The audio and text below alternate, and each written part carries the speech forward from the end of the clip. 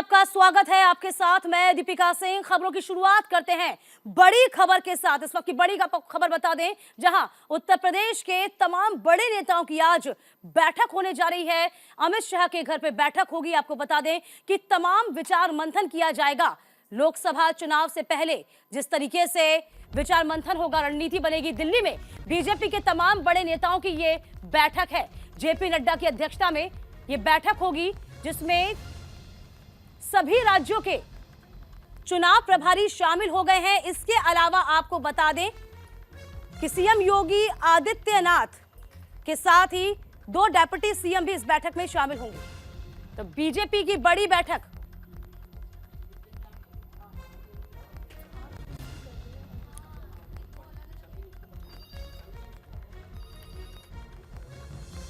तो फिलहाल आपको बता दें, दिल्ली में बीजेपी की बड़ी बैठक है, जहां लोकसभा चुनाव की तमाम तैयारियों को लेकर विचार मंथन और बड़ी बैठक है दिल्ली में, जिसमें जेपी नड्डा की अध्यक्षता में बड़ी बैठक हो गई है।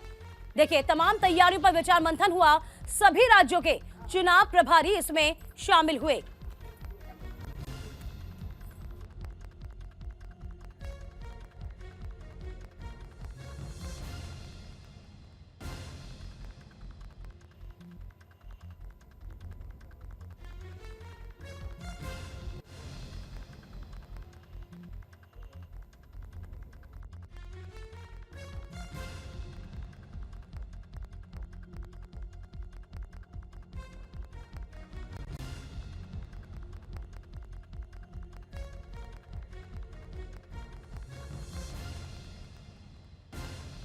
इस वक्त की बड़ी खबर, जहां सभी राज्यों के चुनाव प्रभारियों की बैठक हुई। दिल्ली में यह बड़ी बैठक, लोकसभा चुनाव की तैयारियों को लेकर विचार मंथन किया गया।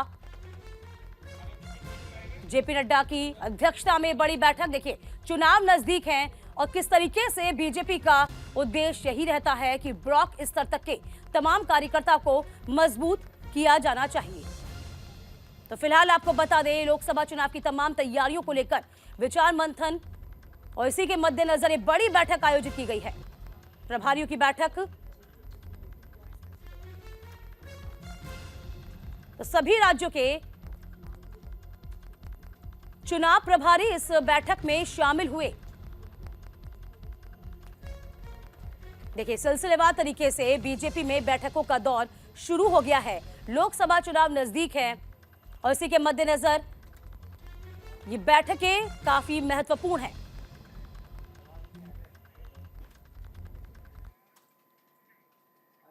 और इसी बीच एक और बड़ी खबर आपको बता दें, जहां दिल्ली में उत्तर प्रदेश कोर कमेटी की बैठक अभी होनी है और इस बैठक को लेकर तमाम तैयारियां जो है, व्यवस्थाएं की गई हैं और सभी नेता मंत्री तैयार हो गए इस बैठक को लेकर। दिल्ली में यूपी कोर कमेटी की बैठक अभी होना बाकी है। आपको बता दें कि गृह मंत्री के आवास पर यह मीटिंग होगी और इस दौरान सीएम योगी आदित्यनाथ समेत बीजेपी के कई नेता इसमें शामिल होंगे।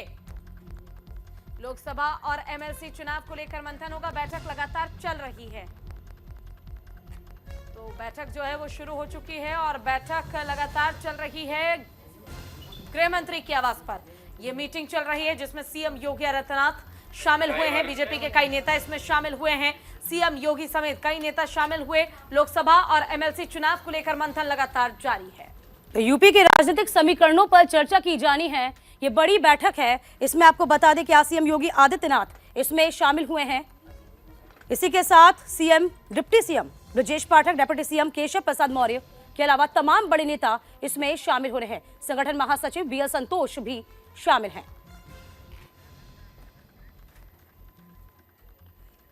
और तमाम जानकारी के साथ हमारे सहयोगी आनंद पूरी खबर पर नजर बनाए हुए हैं। आनंद, देखिए, बड़ी बैठक चल रही है और यूं कहा जाए, लोकसभा चुनाव से पहले यूपी में बहुत बदलाव भी होने हैं, एमएलसी के चुनाव भी होने हैं। इसके अलावा इस बैठक के जरिए क्या कुछ मंथन किया जाएगा, किन किन मुद्दों पर चर्चा की जा सकती है? आनंद।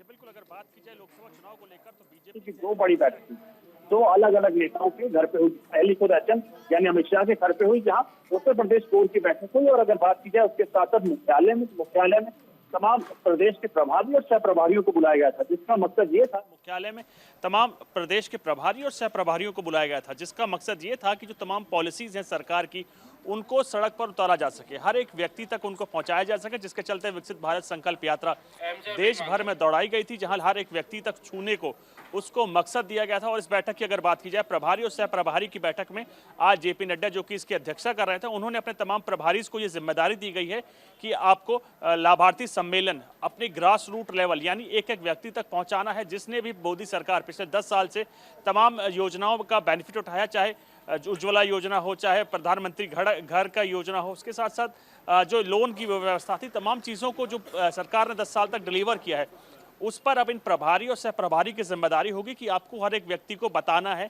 कि ये योजना मोदी सरकार लेकर आई थी और कहीं ना कहीं मोदी ने ही लेकिन उनको दिया है। इसका फायदा ये होगा जब लोकसभा चुनाव में जब वोट डालने लोग जाएंगे तो इन तमाम चीजों को कहीं ना कहीं याद रखें कि ये तमाम पॉलिसीज बीजेपी की देन है। और उसके साथ साथ लेकिन बैठक जो है वो लगातार चल रही है और बैठक में आखिर क्या परिणाम होगा वो देखने वाली बात होगी। यहाँ वक्त छोटे से ब्रेक का, जल्द लौटेंगे।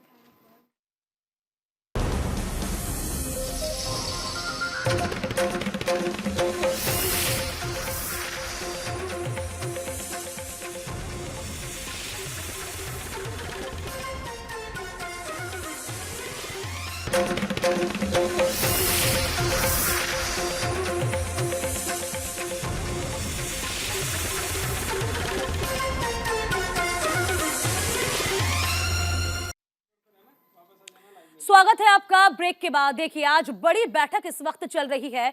आपको बता दें कि उत्तर प्रदेश की कोर कमेटी की जो बैठक है वो चल रही है।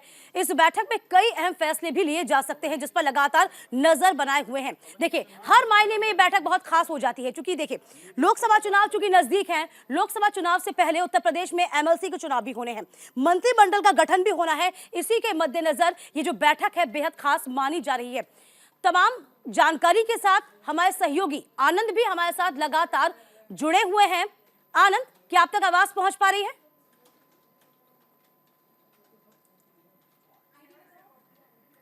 आनंद, देखिए इस वक्त बैठकों का दौर लगातार चल रहा है। यदि हम उत्तर प्रदेश की बात करते हैं, लोकसभा चुनाव नजदीक है, लेकिन इससे पहले कहीं ना कहीं यूं कहे कि एमएलसी चुनाव भी होने 13 सीटों पर, उसको लेकर भी क्या आज विचार मंथन किया जाएगा?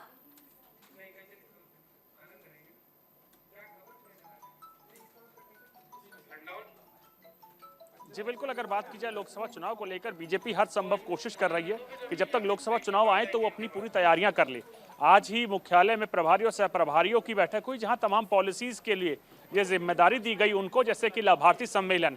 उसमें ये निर्देश दिया गया है कि आपको हर एक लाभार्थी तक पहुंचना है और उनको बताना है ये तमाम चीज़ें हैं, जैसे उज्ज्वला योजना, चाहे घर की बात हो, चाहे तमाम लोन्स की बात हो, तो उनको ये बताना है कि मोदी सरकार ने दिया है। पिछले 10 साल के कार्यकाल के दौरान तमाम लाभार्थियों से मिलना है और उनको पहुंचाना है, उनके कहीं ना कहीं उनको ये इल्म दिलाना है कि ये तमाम चीज़ें मोदी सरकार ने दी हैं। उसके साथ साथ यूथ को विशेष फोकस किया गया है। उन मतदाताओं के पास जाएगी बीजेपी और उनको बताएगी कि राष्ट्र को लेकर 370 हटाने से लेकर तमाम वो योजना जो कहीं ना कहीं एक राष्ट्रवादी तौर पर देखी जाती हैं और जो बीजेपी की आइडियोलॉजी है, राम मंदिर उन तक पहुंचाना है कि बीजेपी सरकार ने कड़ी मशक्कत यानी कई चीजें करने के साथ साथ राम मंदिर आज बनाया है, जिसको देखने के लिए लाखों लोग जा रहे हैं। लेकिन उसके साथ साथ यूथ को यह भी बताया जाएगा कि पिछली सरकारें कौन सी थी जिन्होंने सुप्रीम कोर्ट में हलफनामा तक दे दिया था कि राम मंदिर एक काल्पनिक स्टोरी है जिसका असलियत से कोई लेना देना नहीं। तो तमाम चीजें मोदी सरकार की बताई जाएंगी कि राम मंदिर को बनाने को लेकर बीजेपी ने क्या किया और वो सरकारें कौन थी जो कि इनको रोकना चाहती हैं। उसके साथ तीसरा बड़ी बात यह रही कि गांव चलो अभियान जो कि बीजेपी ने चलाया हुआ है, वो भी तमाम प्रभारी और सहप्रभारी को जिम्मेदारी दी गई कि आपको लोगों के बीच में ले आना और कोशिश करना है कि लोग अपने गांव वापस लौट सकें। हर एक पहलू पर बीजेपी बहुत गहनता से विचार विमर्श कर रही है, तमाम रणनीति तैयार कर रही है, क्योंकि लोकसभा चुनाव भी नजदीक है। बहुत शुक्रिया आपका तमाम जानकारी देने के लिए। फिलहाल वक्त एक छोटे से ब्रेक का हुआ है, कहीं मत जाइएगा, हम फौरन लौटेंगे।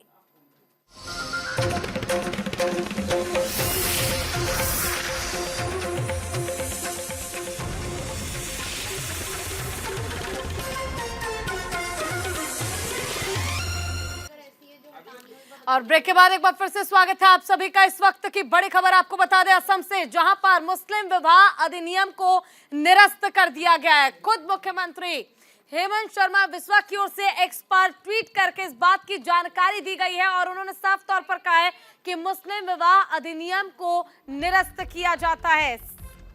सीएम हेमंत बिस्वा शर्मा ने एक्स पर पोस्ट किया है और असम में बाल विवाह पर रोक लगा दी गई है। आपको पूरी जानकारी दे दें, असम में मुस्लिम विवाह अधिनियम निरस्त कर दिया गया। असम कैबिनेट ने इसको लेकर बड़ा फैसला लिया है।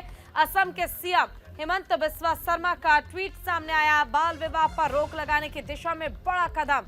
असम में बाल विवाह अब नहीं होगा, इस पर रोक लगा दी गई है।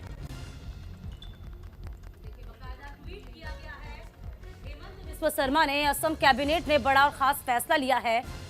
असम में बाल विवाह पर अब रोक लग जाएगी, इस बात की जानकारी साझा की है ट्वीट के जरिए। तो बाल विवाह पर रोक लगाने की दिशा में बड़ा और अहम कदम इसे माना जा रहा है।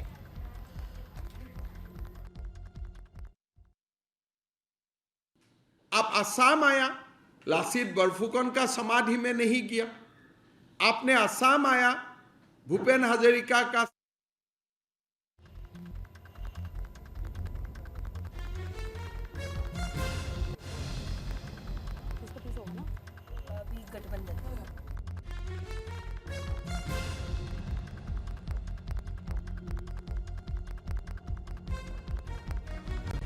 खबर हम आपको बता रहे हैं, जहां पर मुस्लिम विवाह अधिनियम को निरस्त किया गया है। असम कैबिनेट ने इसको लेकर बड़ा फैसला लिया। असम के सीएम हेमंत बिस्वा शर्मा का ट्वीट भी सामने आया। उन्होंने अपने एक्स हैंडल के जरिए एक पोस्ट किया जिसमें उन्होंने लिखा है कि बाल विवाह पर रोक लगाई जा रही है और इसकी दिशा में एक बड़ा कदम है ये। असम में अब बाल विवाह नहीं होगा, बाल विवाह पर रोक लगा दी गई है। यानी अब असम में बाल विवाह संभव नहीं हो पाएगा। Not gone through the actually I have not gone through the details of the repealing of Assam Muslim Marriage Registration and Divorce Act 1935.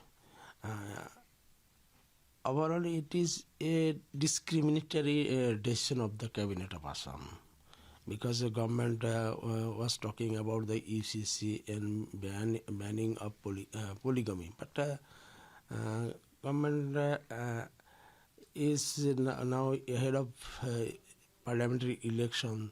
They failed to do the UCC and the banning polygamy for reasons not known. But ऐसा है कि ये UCC हुआ ही नहीं।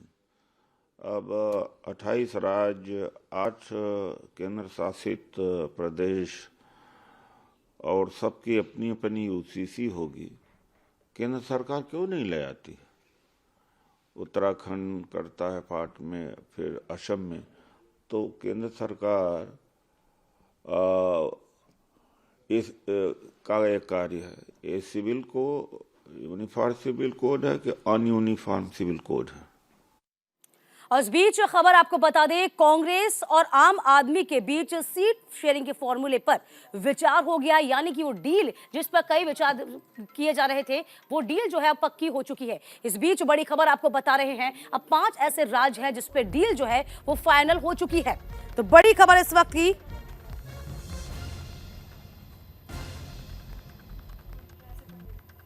तो दिल्ली में कांग्रेस पे 3 और आम आदमी पार्टी 4 सीटों पर चुनाव लड़ेगी। गुजरात में कांग्रेस 24 और आम आदमी पार्टी 2 सीटों पर चुनाव लड़ेगी। हरियाणा में कांग्रेस 9 और आम आदमी पार्टी 1 सीट पर चुनाव लड़ेगी।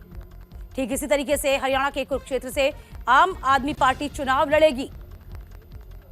तो चंडीगढ़ में कांग्रेस लड़ेगी चुनाव। ये बड़ी खबर आपको बता रहे हैं। 5 राज्यों में जिस तरीके से आप और कांग्रेस का अब गठबंधन बन चुका है, यानी कि देखिए ये वही INDI ये गठबंधन जिसके बारे में तमाम बातें सामने आ रही थी कि धीरे धीरे जैसे जैसे लोकसभा चुनाव नजदीक आ रहे हैं, कहीं ना कहीं इस गठबंधन में कहीं दरार पड़ जाएगी। लेकिन अब तमाम चीजें जो हैं वो स्थिर होती हुई, संभलती हुई नजर आ रही हैं।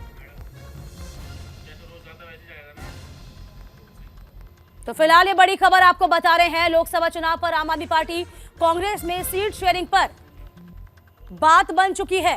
7 लोकसभा सीट दिल्ली में आती हैं, जिसमें कहा जा रहा है कि आम आदमी पार्टी 4 सीटों पर चुनाव लड़ेगी, 3 सीटें कांग्रेस के पाले में जाएगी।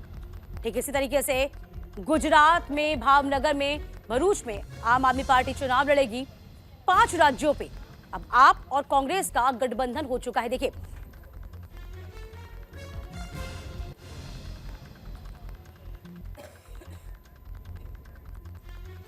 इधर ग्राफिक के जरिए हमारी सहयोगी पूजा आपको बताएंगी किस तरीके से ये पूरी बातचीत रही, किस तरीके से इस गठबंधन यानी कि इसमें फॉर्मूले पर विचार किया गया। जरा जानिए पूजा।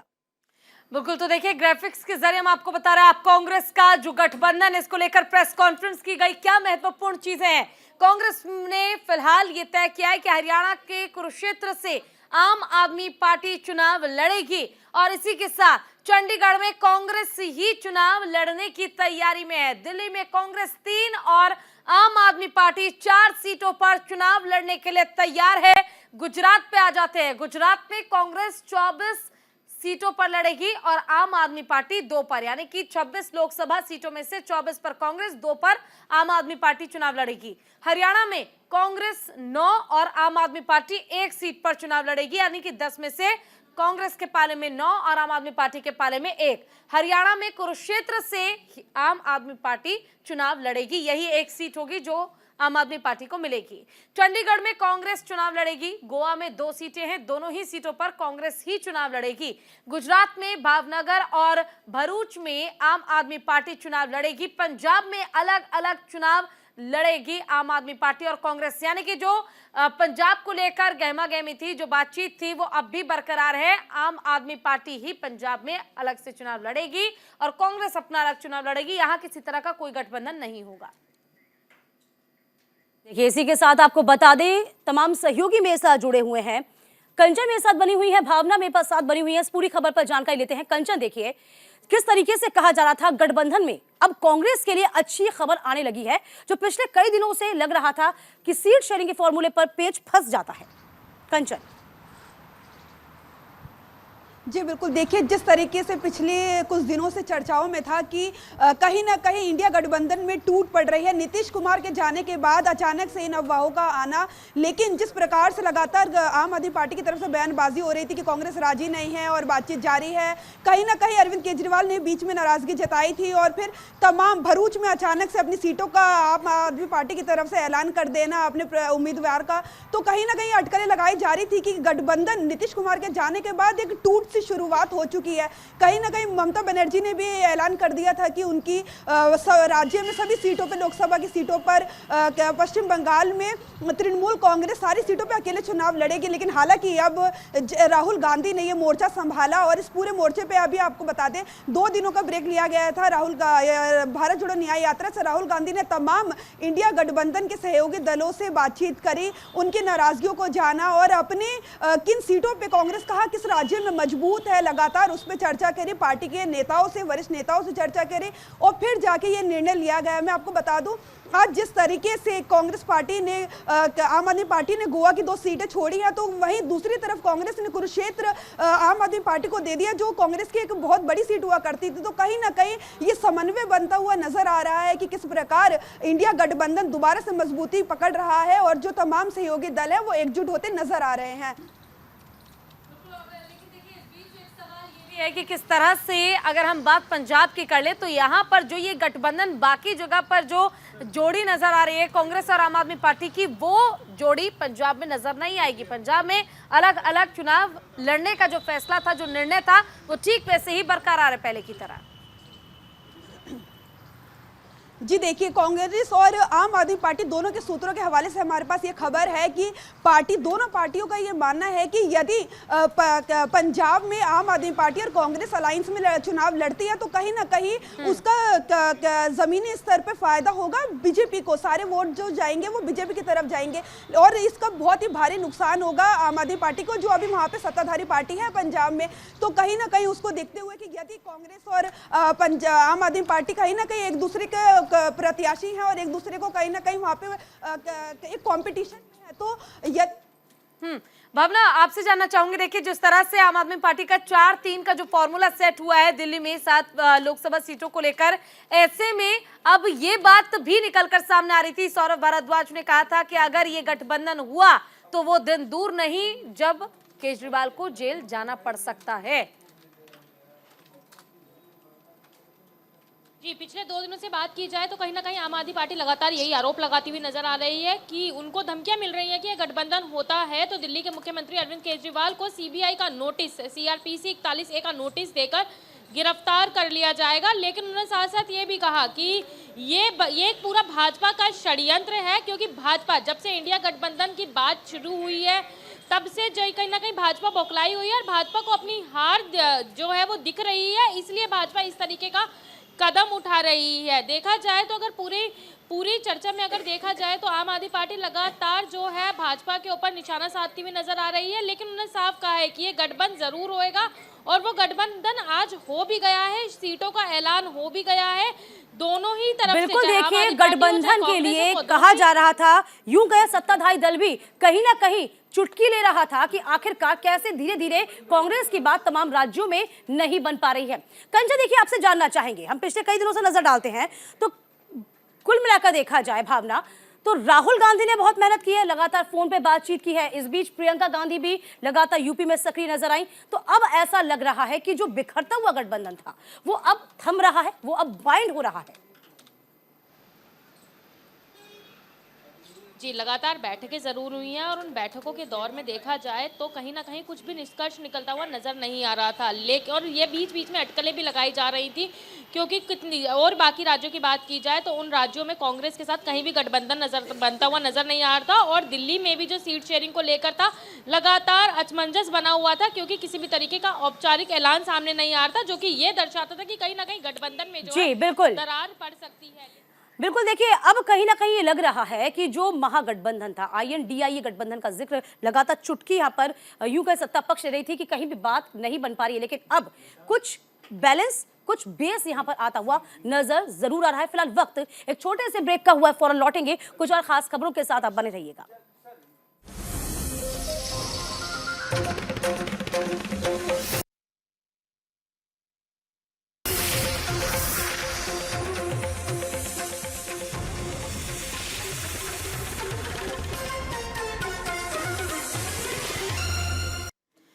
और ब्रेक के बाद एक बार फिर से स्वागत है आप सभी का। बड़ी खबर आपको बता दें, यूपी पुलिस भर्ती परीक्षा को रद्द कर दिया गया है और साफ फैसला लिया गया कि 6 महीने के अंदर अंदर दोबारा एग्जाम कराया जाएगा। सभी अभ्यर्थियों को दोबारा एग्जाम देना होगा, 6 महीने के अंदर अंदर ही एग्जाम कराया जाएगा। इस वक्त की बड़ी और अहम जानकारी हम आपको दे रहे हैं, यूपी पुलिस भर्ती परीक्षा को रद्द कर दिया गया है। 6 महीने के अंदर अंदर दोबारा एग्जाम कराए जाएंगे, परीक्षा फिर से होंगे। पेपर लीक होने के चलते परीक्षा को रद्द करने का फैसला लिया गया यूपी सरकार की ओर से।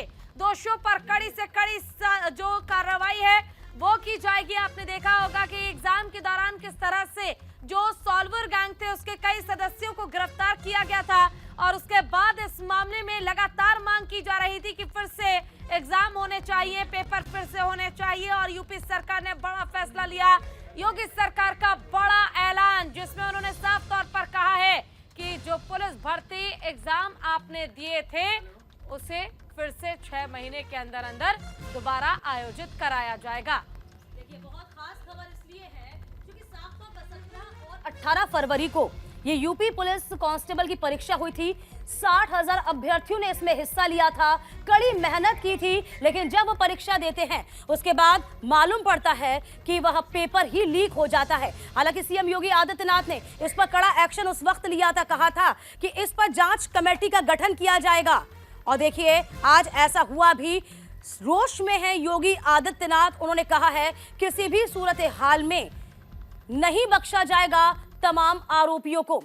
तो देखिए इसी के साथ वक्त एक छोटे से ब्रेक का हुआ है। न्यूज रूम लाइव में आप भी के लिए बस इतना ही।